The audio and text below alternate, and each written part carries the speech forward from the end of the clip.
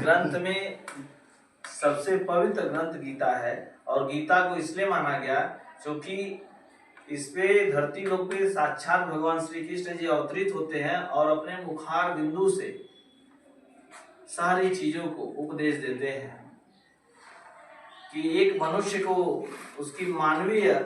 प्रवृत्ति कैसी होनी चाहिए, उसकी जीवन शैली कैसी होनी चाहिए, उसका विचार कैसा होना चाहिए, उसका व्यवहार कैसा होना चाहिए, उसको कैसे रहना चाहिए। इस प्रकृति को जीने के लिए, इस प्रकृति के साथ सामंजस्य बनाने के लिए जो चीजों का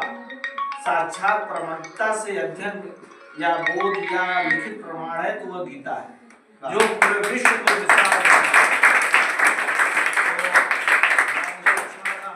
सौभाग्यशाली है कि जब हमारे यहाँ कहा गया है जब जागो तभी सवेरा। तो यदि आज हमको ये गीता जैसे पवित्र ग्रंथ को हमारे सम्मुख रखने का और जो माध्यम सर के द्वारा मिला है, क्योंकि हम लोग तो चूंकि जिस कुल और धर्म में जन्म लिए हैं इसके बारे में तो बोध है कि श्रीमद् भागवत गीता है, लेकिन श्रीमद् भागवत गीता के बारे में इसके विस्तृत चीजों को हम नहीं जान पाते। क्यों? क्योंकि किन्हीं कारणवश इसको जो है केवल एक स्लोगन मात्र तक ही रखा गया था,